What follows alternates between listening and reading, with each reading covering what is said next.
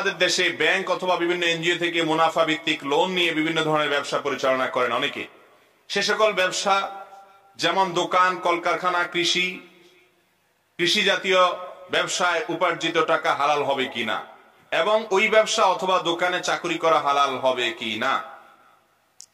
দেখুন, ব্যবসা করার জন্য বা কৃষি কাজ করার জন্য বা বিদেশ যাওয়ার জন্য বা যে কোনো কাজ করার জন্য লোন আপনি নিতে পারেন, কিন্তু সুদ ভিত্তিক লোন যদি নেন, এনজিও থেকে নেন আর যেখান থেকেই নেন, সেটাকে নবী করিম সাল্লাল্লাহু আলাইহি সাল্লাম বলেছেন, ইজতানিবু আস-সাবআল মুবিকাত, 7টা এমন অপরাধ থেকে তোমরা বাঁচবা যেই মহাপাপ মানুষকে ধ্বংস করে। 7টা পাপ থেকে বাঁচবা যেটা মানুষকে ধ্বংস করে। তার মধ্যে থেকে একটা হলো এই সুদ। সুদের কারবারের সাথে যে জড়িত হয়, আল্লাহ রাব্বুল আলামিন তার বিরুদ্ধে যুদ্ধের ঘোষণা দিয়েছে। অন্য কোন হারাম কাজের ব্যাপারে এরকম শক্ত কথা আল্লাহ বলেন নাই। সুদের ব্যাপারে যেটা বলেছেন, আপন মায়ের সঙ্গে জিনা করার চাইতে জঘন্য অপরাধ হলো এই সুদের অপরাধ। সুদের অপরাধটা এত ডেঞ্জারাস যে এটার ব্যাপারে কোরআন হাদিসে এত বেশি সতর্কবাণী এসেছে, অন্য কোন হারাম কাজের ব্যাপারে এত বেশি সতর্কবাণী পাওয়া যায় না। আর শয়তান সেজন্য সুদটাকে এমন ভাবে ছড়াই দিছে, ঘরে ঘরে, গ্রামে গ্রামে, শহরে শহরে, দোকানে পাটে, ব্যবসা প্রতিষ্ঠানে সুদ ছাড়া কিছুই নাই। কারণ শয়তান চায় সবাইকে জাহান্নামে নিয়ে যেতে। সুদের বিরুদ্ধে সংগ্রাম করবো তো ইনশাআল্লাহ। মনে রাখবেন, সুদ দূর করার জন্য কর্জে হাসানা চালু করতে হবে। কি করতে হবে?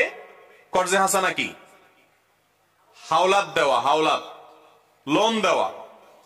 এখন লোন দেওয়ার কথা তো মানুষ চিন্তাই করে না, কারণ চিন্তা করে তারা লোন দিলে কোনো লাভ দিবে না, কিছু না, আমি কেন লোন দেব।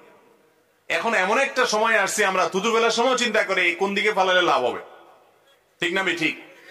স্বার্থের পেছনে এতটা অন্ধ হয়ে গেছি আমরা।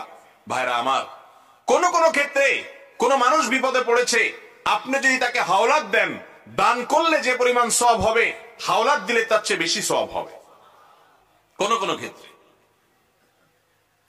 এত বড় ইবাদত কিন্তু আমাদের সমাজ থেকে হারায় গেছে। অবশ্য হারানোর আরেকটা কারণও আছে। যে লোন নেয়, হাওলাত নেয়, নেয়ার পরে সে আর চিনে না, এই ভয়েও মানুষ হাওলাত দিতে চাইলেও দেয় না। তো সেজন্য ইসলাম বন্ধকের সিস্টেম রেখেছে। কিসের সিস্টেম রেখেছে ভাই? বন্ধক। আপনি যখন লোন দিবেন, সে দিবে না না দিবে ভয় আছে, লোনের সমমূল্যের সম্পদ তার কাছ থেকে আপনি বন্ধক রাখেন এমন ভাবে, যদি না দেয় তাহলে সমাজের গণ্যমান্যদের মাধ্যমে সেটা বিক্রি করে আপনি টাকা নিতে পারেন, তাহলে সে আর ডাইনে বামে যেতে পারবে না। অতএব সুদে লোন, এটাকে আল্লাহ তাআলা হারাম করেছেন। সমাজে যারা সুদি লোন নিয়েছে, এদের কিছু মানুষকে দেখবেন যে হয়তো এরা দাঁড়াতে পেরেছে, বেশিরভাগ মানুষ কিন্তু আমাদের চোখের সামনেই ধ্বংস হয়ে যায়। ঠিক না ঠিক? এনজিও গুলো লোন দেয়, সুদি লোন দেয় চড়া মূল্যে, এরপরে আস্তে আস্তে ঘরের টিন খোলা ধরে। ঠিক না ঠিক? আপনার যে পুঁজি আছে, অল্প পুঁজি, কোন পুঁজি নাই, শরীর দিয়ে পরিশ্রম করে কাজ শুরু করেন, অল্প করে ছোট্ট করে ব্যবসা শুরু করেন, এরপর আস্তে আস্তে সামনে বাড়ান, কয়েক কেজি আম বেচতে বসেন, ওখান থেকে সামান্য প্রফিট হবে, সেটা দিয়ে আবার শুরু করেন, এভাবে আস্তে আস্তে উদ্যোক্তা হন। কিন্তু সুদের উপরে লোন নিয়ে যদি আপনি শুরু করেন, ওই প্রেসার সামলাইতে সামলাইতে আপনি দাঁড়াতে পারবেন।